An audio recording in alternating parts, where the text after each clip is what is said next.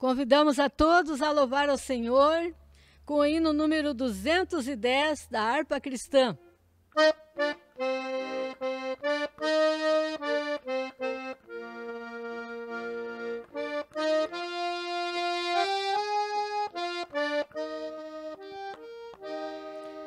Fala, fala, Senhor, nesta hora, que ansioso te quero ouvir. Teu falar dá valor e restaura, e mais sábio me faz no porvir.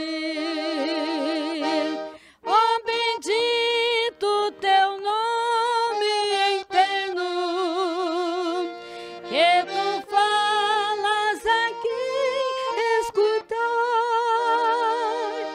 de saúde e repouso superno, de alegria e paz eterna.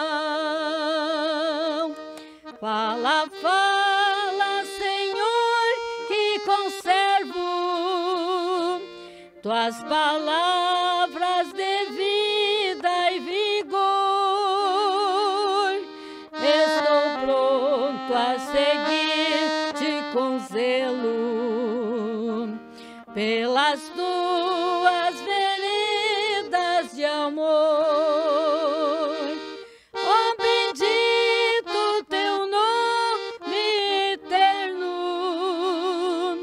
que tu falas a quem escutar, de saúde e repouso superno, de alegria e paz eterna. Fala, fala, Senhor, que eu ouço tuas palavras com todo fervor, pois conduz ao eterno repouso. São conselhos muito ricos de amor.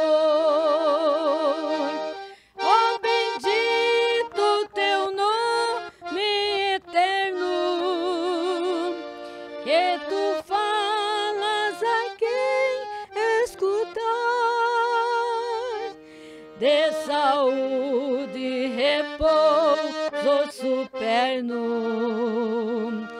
de alegria e paz eterna.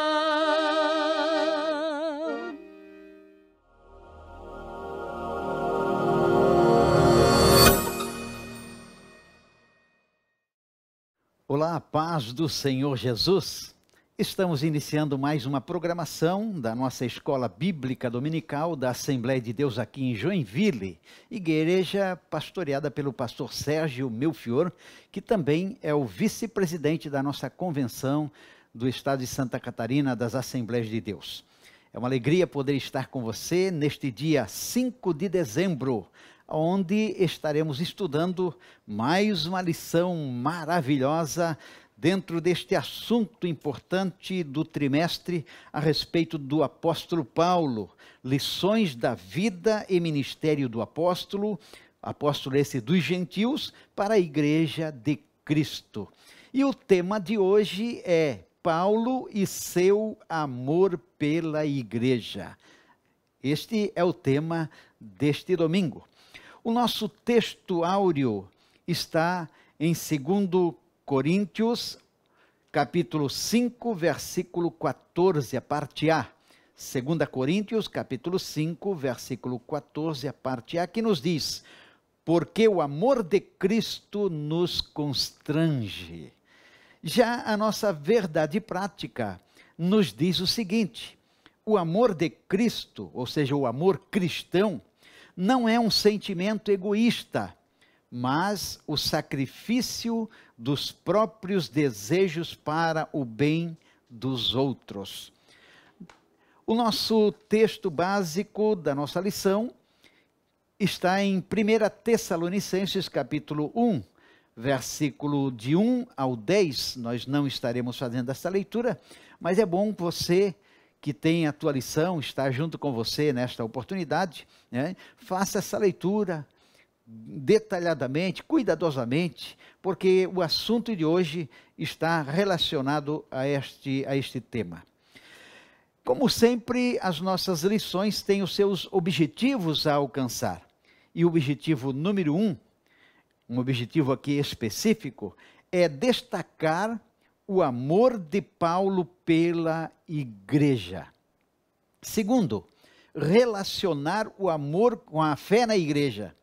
E terceiro, elencar as 3 virtudes na igreja de Tessalônica, que é a fé, o amor e a esperança.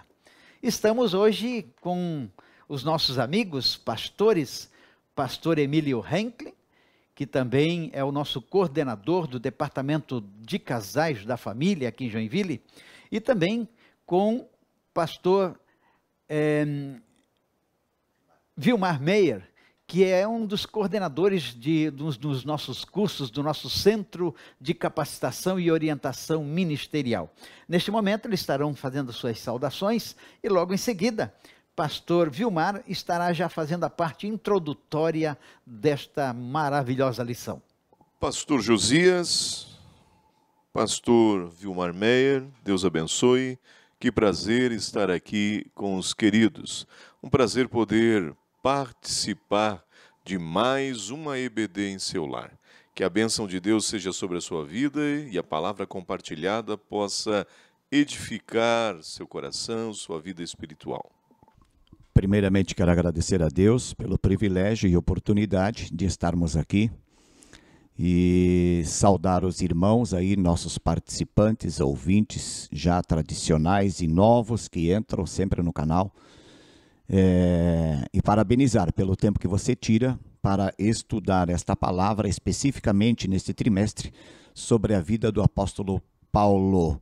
Muito obrigado, pastor Josias, pelo convite e também o privilégio de estar ao seu lado e ao lado do pastor Emílio, grande homem de Deus que a gente tem grande consideração. Amém.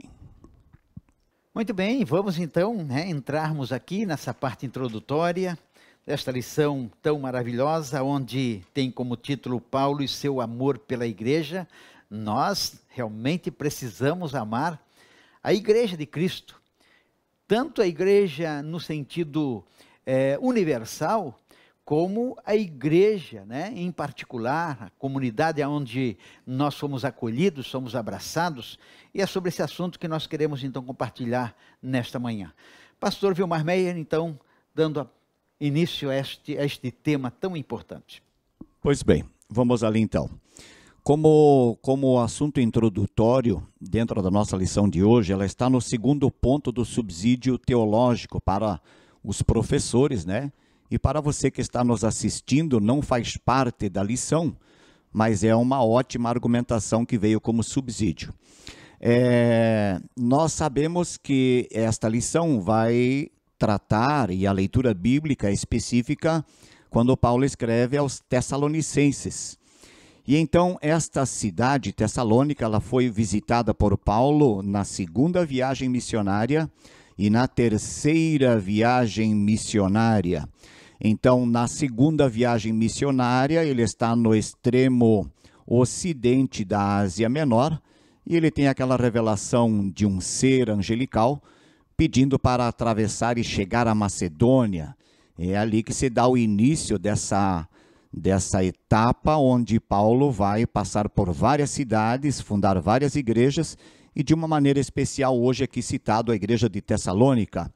Interessante também aqui neste subsídio que nós temos, considerando a Península Itálica, o país Itália, que ela tem uma forma geométrica de uma bota.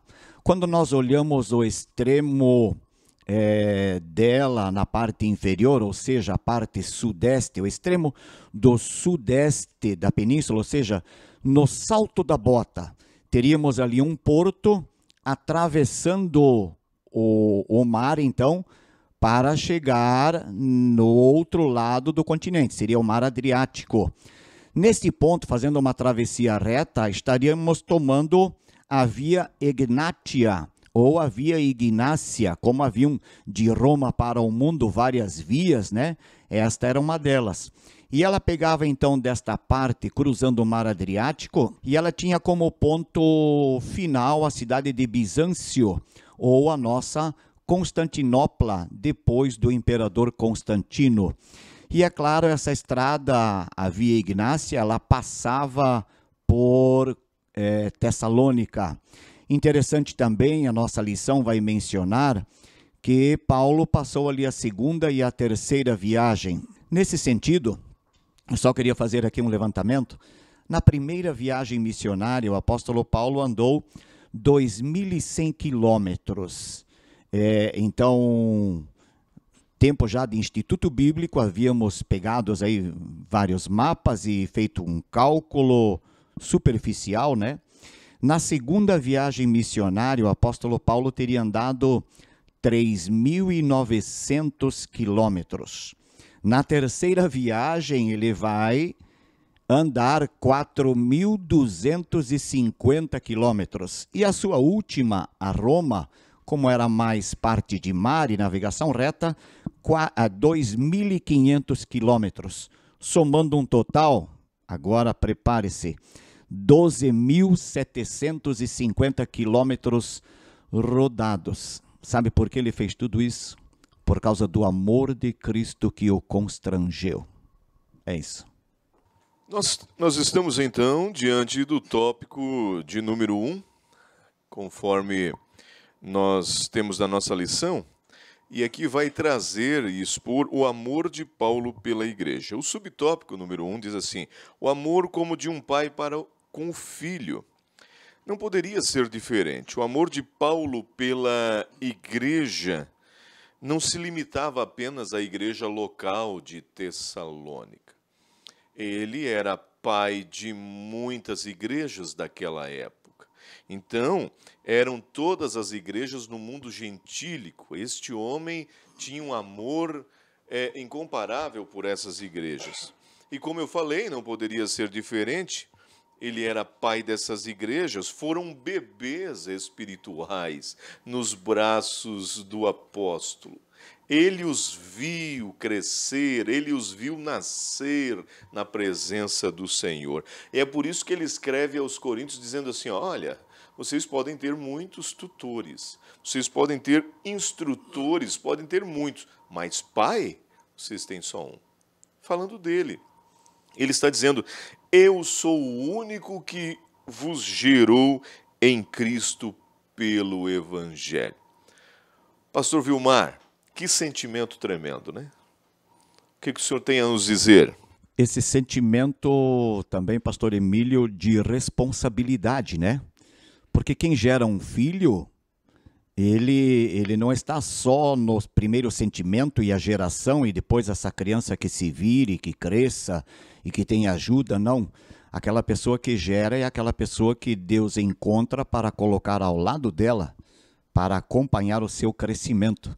E eu achei interessante na sua fala, pastor Emílio, a situação de não ter uma igreja só, não foi só Tessalônica. Foram aí algumas igrejas, né? E ele ter aí cada uma delas como um filho particular. Que bênção. O subtópico número 2 vai dizer assim, ó: o amor motivado pelo modo de viver o Evangelho. A forma que ele vivia levava ele também a amar essas igrejas.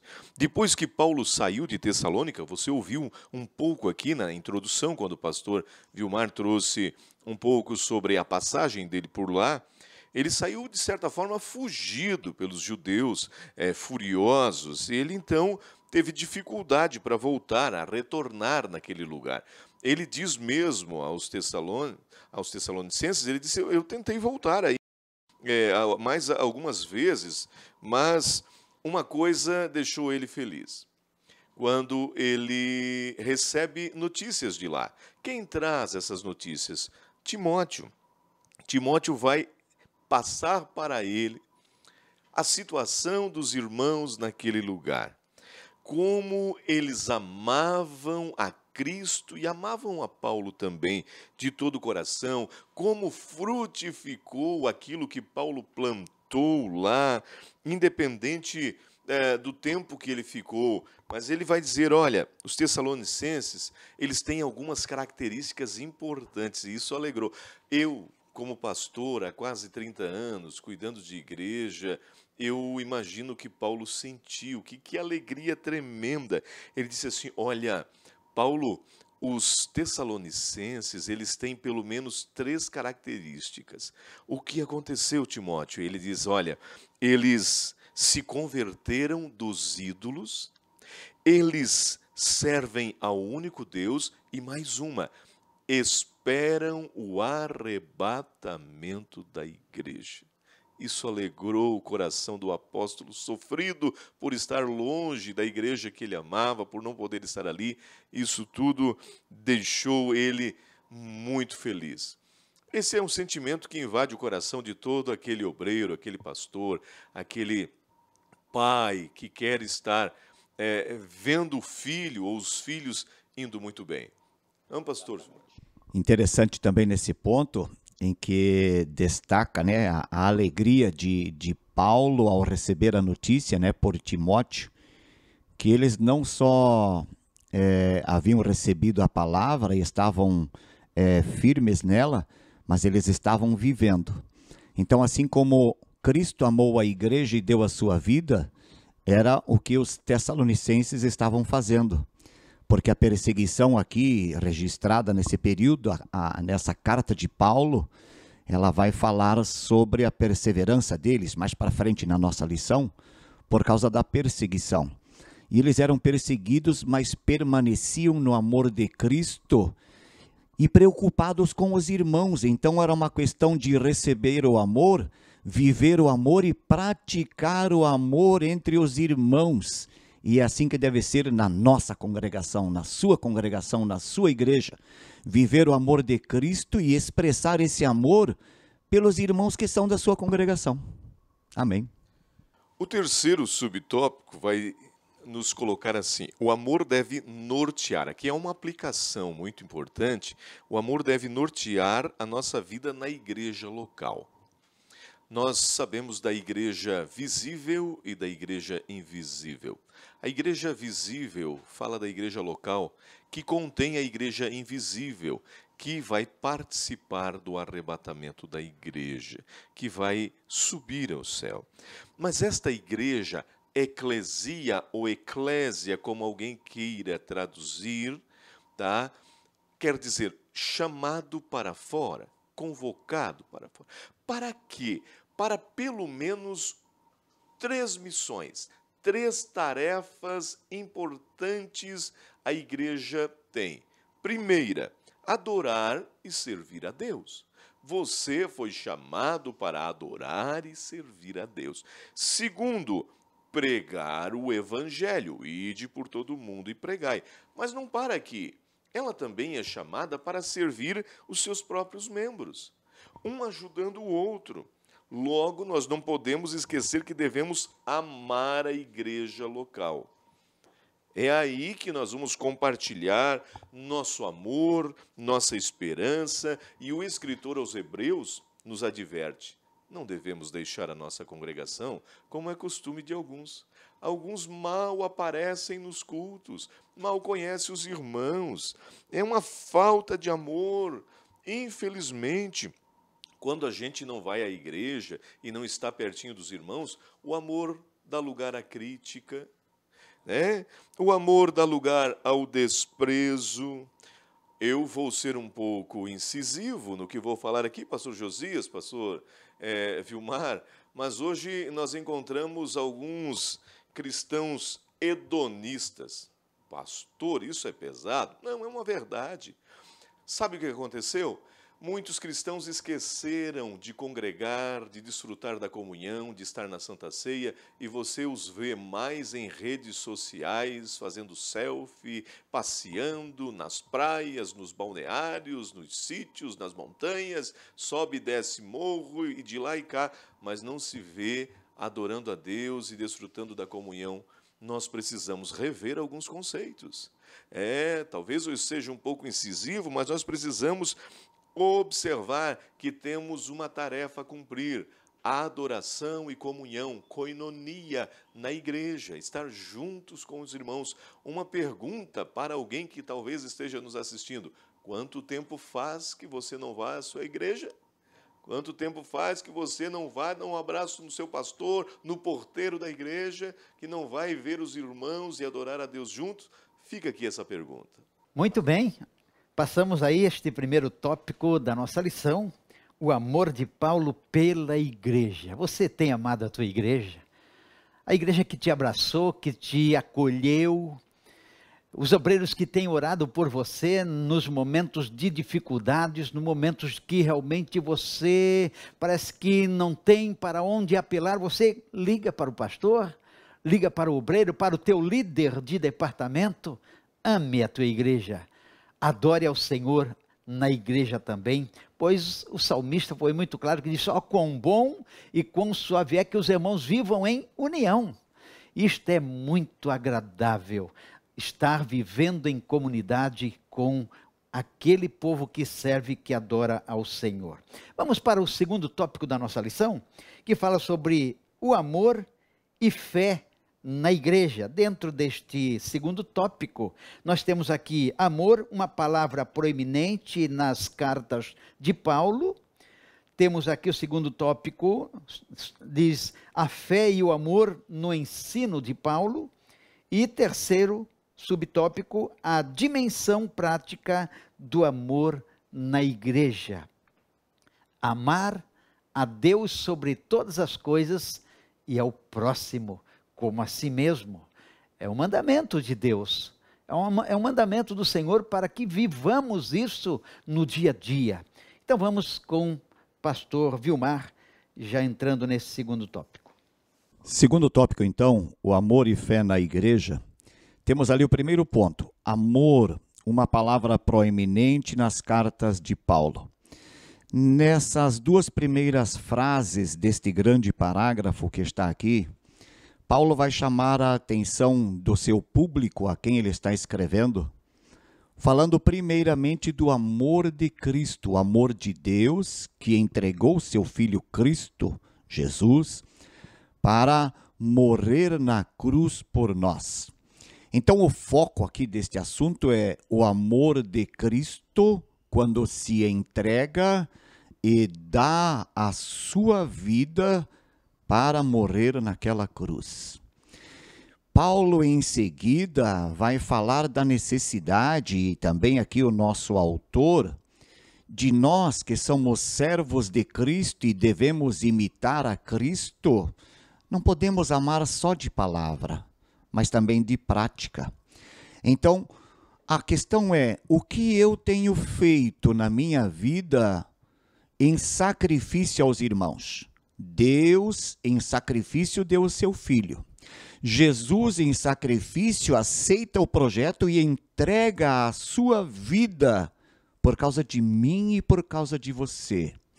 Agora nós vivemos em comunidade, como foi dito aqui pelo pastor Emílio e pelo pastor Josias, uma congregação, uma igreja, onde existem muitas necessidades. O livro de Atos dos Apóstolos, a partir do capítulo 6 e 7, vai falar da instituição dos diáconos por causa das necessidades na igreja. A nossa igreja local, a minha igreja local, a sua igreja local tem necessidades.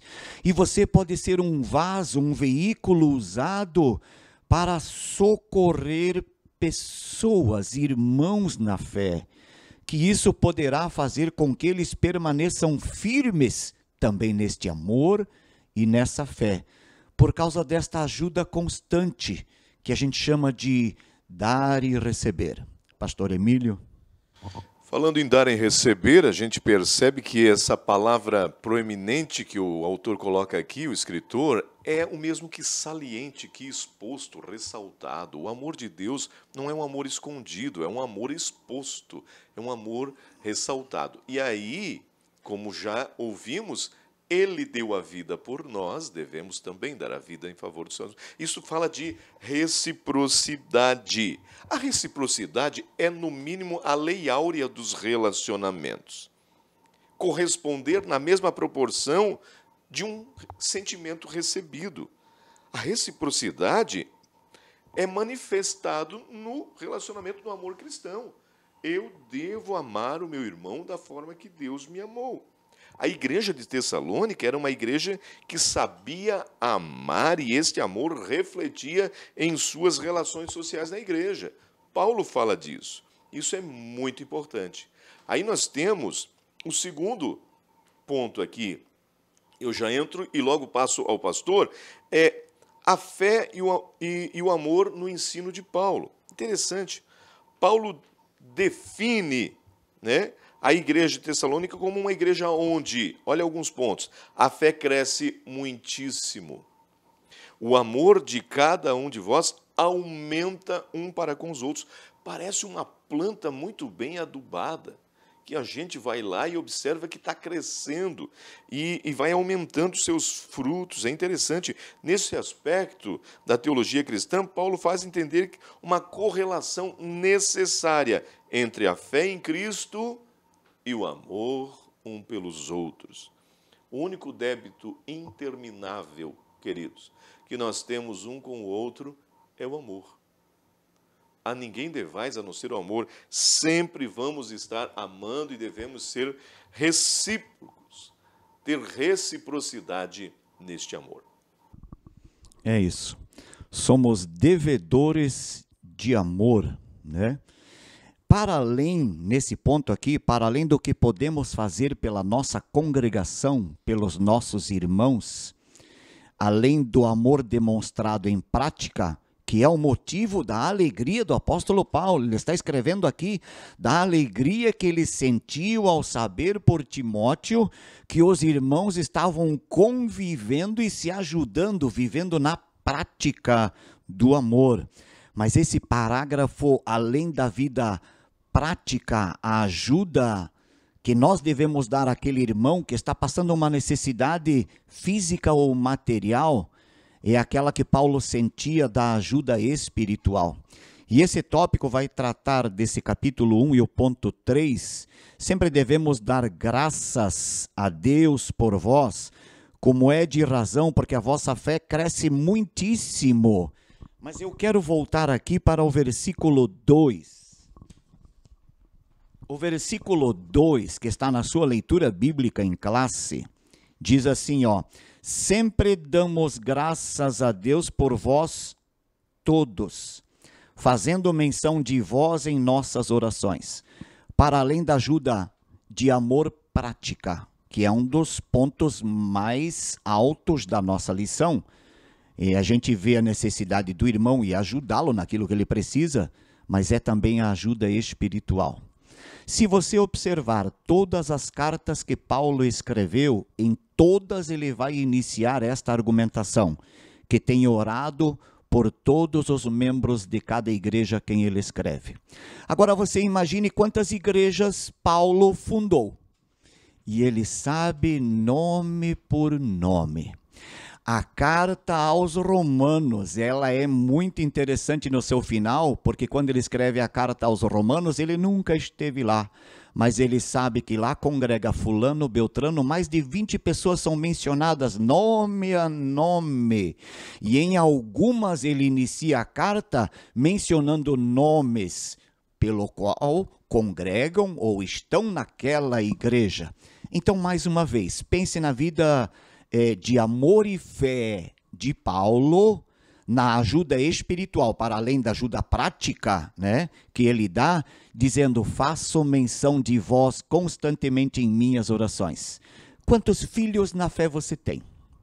Quantas pessoas você gerou ou tem o cuidado? Por quantas você ora todos os dias? Paulo diz que ora por todas as igrejas, todos os dias, e cada membro em particular que Deus faz passar na sua mente e no seu coração. Ajude aquele irmão também em oração. Falando de dimensão prática do amor na igreja, tem o 3. Viver um amor teórico é muito fácil, né? viver um amor teórico, eu amo os irmãos. Viver um amor teórico era o que os doutores da lei faziam em Jerusalém, até no tempo de Jesus. Um deles perguntou assim para Jesus, assim, o que eu faço e tal, para herdar o reino de Deus, e vai fazendo algumas coisas. Aí Jesus diz assim, ó, o que tu lê na lei? Amarás o Senhor teu Deus de todo o teu coração, todo o pensamento, entendimento, e ao teu próximo. Nesta hora, o doutor da lei olha para Jesus e diz, quem é o meu próximo? Quando alguém faz essa pergunta, e quando ele fez essa pergunta, percebe-se a grande dificuldade que ele tem de amar. Aí Jesus vem trazendo, de ver a necessidade. Olha só, observe bem isso. Quando ele faz essa pergunta, quem é o meu próximo? Sabe? Isso mostrou ele distante do próximo. Aí Jesus faz aquela parábola do bom samaritano, mas eu não vou contar a parábola, só vou colocar para você uma coisa aqui. Quando o sol nasce pela manhã, ele pergunta para o Criador, Criador, sobre quem eu vou brilhar? Ele não pergunta, ele brilha. Ele brilha sobre o pobre, o ruim, o bom, o branco, sobre todas as raças, sobre todas as pessoas, o que tem dinheiro, o que não tem. Por quê? Porque a sua natureza é brilhar. Quando em nós já está o amor de Cristo e Ele está derramado em nossos corações, não perguntamos ao Senhor, a quem devo amar? A gente ama. Deus abençoe. Muito bem, passamos aí segundo tópico sobre fé e amor na igreja. A igreja de Cristo, ela precisa exercitar o amor. E quando os pastores estavam falando aqui, e no início aqui fala exatamente com relação a esse amor, o próprio amor de Deus em enviar Jesus, este amor de Cristo para com a igreja, a ponto dele se sacrificar, quer dizer, ele desceu aos degraus mais baixos, né, do sofrimento mais baixo que poderia realmente existir na situação que a humanidade estava passando.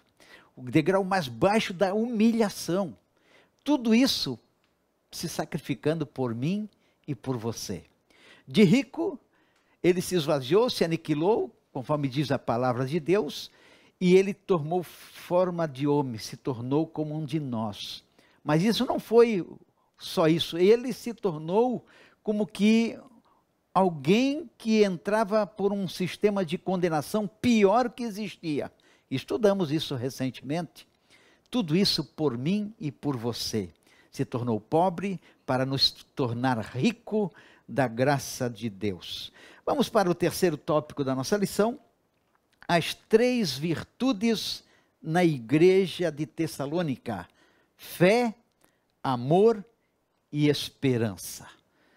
Pastor Emílio Henk. Observe bem essas 3 virtudes na igreja de Tessalônica. As 3 virtudes teologais. Paulo diz assim, ó, a obra da vossa fé, trabalho do vosso amor, paciência da esperança. Que coisa tremenda, entra mais uma virtude. Até agora comentamos da fé e do amor desta igreja. Mas aqui há outra que aparece aqui, a esperança. É uma tríade especial. Que coisa tremenda isso. É a tríade especial da vida cristã. Fé, esperança e amor. É importante a gente colocar aqui que o amor é a principal virtude delas. O próprio Paulo diz, né? Agora, pois, permanece a fé, a esperança e o amor. Esses 3, mas o amor é o maior de todos. E o que falar da esperança? Bem, se a fé é um firme fundamento dos que esperam, pastores, eu entendo que a esperança se apoia na fé. Porque ela é o firme, a fé é o firme fundamento. O que me faz esperar? A fé que eu tenho nas promessas do Senhor. Pastor Gilmar. Eu acho interessante nesse texto como Paulo escreveu e como o nosso comentarista, ele também trabalha esse texto. se eu não ler este texto, observando ponto, vírgula, ponto e vírgula, dois pontos, enfim, exclamação ou interrogação, né? Você pode não entender o texto. Mas ele o separa muito bem. E para isso, nós queremos falar aqui de 1 Tessalonicenses 1 e 3, que está na sua lição. Né? Ou você que está ouvindo não tem a lição, né? Vendo, assistindo, não tem a lição em mãos, mas ele diz assim, ó: veja que o apóstolo Paulo diz em sua oração, lembrando-nos, vírgula, sem cessar, vírgula, da obra da vossa fé, vírgula, do trabalho do amor. Olha ali, ó, no final do trabalho não tem vírgula, então não é do trabalho e do amor. Ele está falando do trabalho de amor. E aí me vem à mente, sabe o que, pastor Emílio? O que nós fazemos na nossa congregação? Nós fazemos por quê? Porque achamos interessante, eu acho legal ter aquela posição, aquele cargo, isso é social na igreja, eu ajudo as pessoas. Estamos num ponto de apoio errado. Eu devo fazer o que faço, porque amo. Quem sabe se o seu pastor piscar ou fechar os olhos, você poderia deixar de fazer o que faz. Ou se algum problema acontecer na sua congregação e você não for bem compreendido, diga para mim, neste momento, quando acontece um problema na congregação e você tem um trabalho. Você foi, quem sabe, injuriado, mal compreendido, houve alguma coisa que deixou você descontente. Qual é o primeiro sintoma, o primeiro sentimento que vem ao teu coração? Humanamente falando, seria: vou entregar o meu trabalho. Sabe por que dizemos isso? Porque não temos amor. Porque se eu tenho consciência, aleluia, do chamado que eu tive, porque eu fui chamado para servir, você foi chamado para servir, para atender a sua congregação. Mas, irmão Vilmar, eu não sou pastor. Isso não importa. Todos nós congregamos e nos ajudamos uns aos outros. Esse é o motivo da carta de Paulo aos Tessalonicenses e a alegria que ele sente em ver cada irmão participando e ajudando o seu irmão. E adianta um pouco mais. O que eu faço, esse trabalho de amor que está aqui no nosso parágrafo desse ponto, ele vai servir, sabe para quê? Tribunal de Cristo. Merecimento de galardão. Lá vai dizer no tribunal de Cristo que as nossas obras serão provadas. Se forem feno, palha, madeira, elas queimam e você chega, é salvo. Mas como que pelo fogo? Quer dizer, chegamos de mãos vazias. Mas se a nossa obra for ouro, prata ou pedra preciosa, você tem algo em tuas mãos para apresentar. Sabe por que você chega com ouro, prata ou pedra preciosa? Porque você fez com amor. É isso. Aí o nosso segundo ponto vai dizer, a primeira virtude destacada aqui é a fé. Uma fé operante, observe bem. Paulo fala da obra da fé, uma fé em ação. Não é uma fé incubada, uma fé apenas de palavra.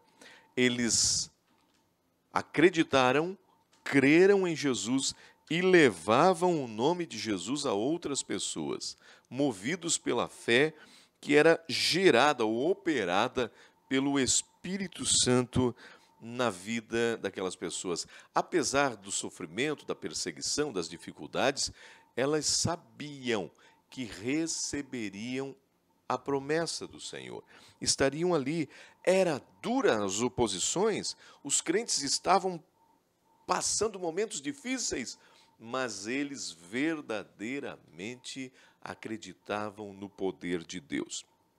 Não é apenas para, eu tenho fé porque, afinal, eu mereço. Não, não era uma fé meritória. Alguém pensando assim, é um ato meritório, eu vou receber alguma coisa, porque afinal eu estou aqui fazendo... Não, é como terminamos de ouvir aqui, fazendo com alguma intenção, faça de coração. Obedeça a palavra. Tenha fé nas promessas do Senhor. E quando nós obedecemos à vontade do Senhor, cremos na sua palavra e seremos recompensados por isso. Fé é algo difícil, pastor Vilmar. Difícil de definir porque está ligado também a coisas ocultas, abstratas a princípio. Eu aprendi que a fé concretiza o abstrato. Pode ser assim? Pode. Então, temos aí a fé. Essa fé, ela faz a pessoa se mover, sair da inércia. Porque nós podemos receber por fé a palavra. A palavra pregada gerou fé dentro de mim, e eu criei nesse Cristo, e pela fé eu o recebi, e também pela fé eu vou ser salva.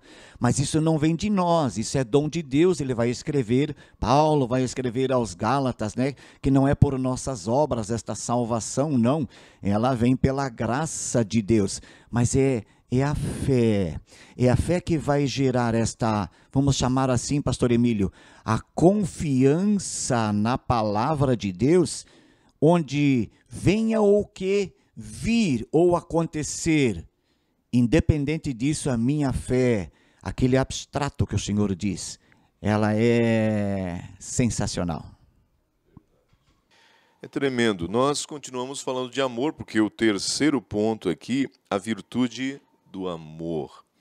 Já estamos falando de amor já faz tempo, observou como ele é forte, ele vai falar do trabalho do amor. Mais uma vez, né? De amor. Ele repete aqui o assunto. Ele repete, porque o amor é fundamental. Alguém pode dizer assim, mas eu tenho amor, mas não tenho paciência, eu tenho amor, mas não. Relacionado ao fruto do Espírito, que normalmente alguém se refere aos frutos do Espírito, não é os frutos, é o fruto. Paulo está falando do amor como o fruto do Espírito. É ele quem vai gerar as demais virtudes em você. Este amor, pastores, é aquele que valida os dons espirituais. Porque Paulo escreve dizendo assim, ó, se eu falar a língua dos anjos, dos homens, se eu profetizar e não tiver o amor, não adianta nada. Mas ali diz assim, ó, eu posso dar os meus bens, eu posso dar o sacolão, eu posso dar esmola, eu posso dar os bens sem ter amor. É verdade? Posso dar motivado para glória humana, porque eu quero ser visto, mas nem sempre é amor.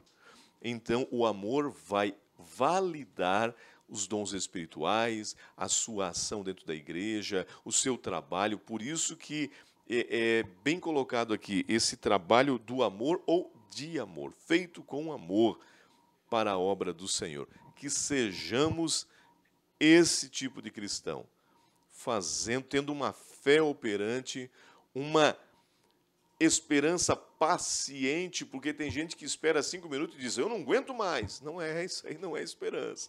E seja o vosso, o trabalho feito com amor. Deus abençoe. Muito bem, esse tema é muito importante, onde trabalha a fé, o amor e a esperança. O apóstolo Paulo, falando aos Romanos, capítulo 5, versículo 1 adiante, ele diz assim, tendo sido, pois, justificados pela fé, temos paz com Deus, por nosso Senhor Jesus Cristo. Depois ele diz, pela qual também temos entrada, pela fé, a esta graça, a este favor de Deus divino para com as nossas vidas, na qual estamos firmes e nos gloriamos na esperança da glória de Deus. Que esperança é essa? O que você espera de maior valor para que quando terminar a tua carreira aqui nesta terra, a tua vida, quando você for chamado para a eternidade, existem 2 eternidades, uma com Deus e outra afastado de Deus. Quando formos chamados para a eternidade, a esperança verdadeira de um cristão é viver eternamente com Cristo. Este é o desejo de cada um de nós. Então, esta lição que estamos estudando hoje, né, ela ensina que devemos amar a igreja em que nós congregamos. E esse era o sentimento do apóstolo Paulo para com a igreja em Tessalônica. O seu coração se alegrava pela felicidade e lealdade do povo para com a igreja, para com a comunidade que tinha acolhido aqueles cristãos, aquelas pessoas que foram impactadas pela palavra do Senhor. E eu e você, como cristão, como participante de uma igreja, precisamos fazer isso. Amar aquelas pessoas que estão se achegando, que estão fazendo parte agora do rebanho de Cristo. Ter com que essas pessoas sejam bem acolhidas, se sintam bem. Amar a igreja, falar bem da igreja, falar bem dos pastores, falar bem da direção, falar bem dos líderes. Enfim, vamos amar a igreja de Cristo, a qual nós fazemos parte e um dia vamos estar com Ele eternamente. Mais alguma conclusão, pastor Emílio, pastor Vilmar? A respeito da esperança, nós podemos concluir, né? A esperança é a característica essencial na vida da igreja. Aí nós vimos que essa palavra, a paciência da vossa esperança, tem um sentido de resistência, de perseverança, isso é, de não desistir, não obstante as perseguições, as adversidades, os momentos difíceis da vida. Era exatamente o que eu pensava aqui sobre esse ponto, pastor Emílio. E eu anotei, porque ela fala sobre paciência e esperança. E eu anotei aqui na minha lição. Uma pessoa pode ter esperança e não ser perseverante. E aí ela acaba perdendo. No meio do caminho, tudo que trabalhou por longos anos. E dependendo da situação, ainda perder até a salvação. Então sejamos perseverantes e pacientes. Esperar com paciência, mesmo vivendo em dificuldades. Essa é a mensagem desta escola bíblica dominical para você nesta manhã. Muito bem, chegamos ao final de mais uma lição da Escola Bíblica Dominical, um assunto muito importante. E neste momento nós queremos orar por você. Se você está passando por algumas dificuldades, creia no agir de Deus sobre a tua vida. Eu vou pedir para o pastor Emílio fazer esta oração em favor de todos que estão participando. Oremos. Querido Deus, nós estamos no encerramento, Senhor, desta escola bíblica dominical, no lar dos teus filhos. Quantas lutas teus filhos têm passado, quantas dificuldades, mas que tua igreja, que nós, que possamos desenvolver essas virtudes, Senhor, que é o amor, a fé e a esperança. Quantos desistiram bem no finalzinho? Quantos desistiram perto de receber a recompensa? Ajuda-nos a ser perseverantes, que nossa esperança não venha desfalecer, que possamos manter os nossos olhos firmes na promessa, ir até o final. Ensina-nos, Senhor, a amar a igreja local, amar os líderes, amar a tua obra e assim fazer o trabalho com dedicação, para que o teu nome seja glorificado. Muito obrigado, Senhor. Amém. Muito bem, vamos ficar por aqui. Desejamos que você seja abençoado por Deus. Se você foi impactado por este ensino, por esta palavra tão maravilhosa, compartilhe com os teus amigos, com os teus grupos e deixe com que outros sejam também abençoados pelo Senhor. Que Deus vos abençoe. O nosso agradecimento aos pastores que esteve conosco, pastor Emílio e pastor Vilmar. Que Deus os abençoe em nome de Jesus. Convido a todos a louvar o Senhor com o hino 251, ao culto não faltar.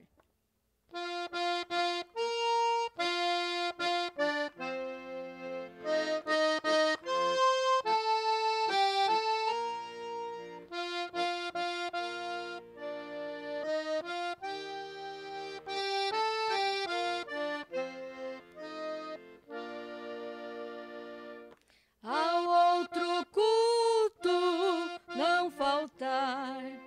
Ó, vinde todos para louvar o nome santo do Senhor, que nos dá vida e fervor.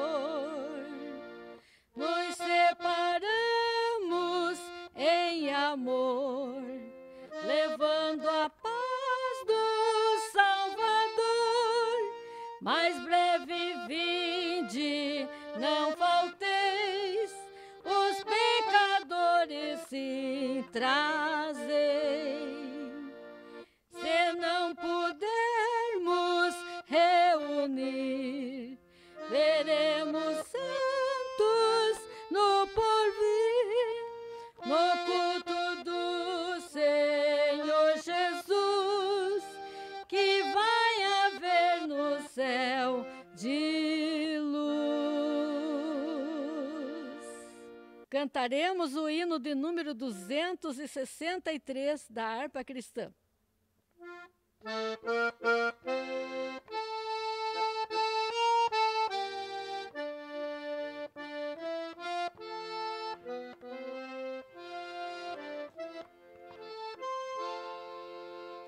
O culto tendo já terminado, te suplicamos, ó Salvador,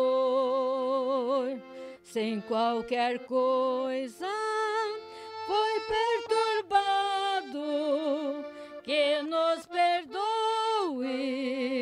por teu amor. Gravar tu queiras a sã doutrina, por teu Espírito consolador,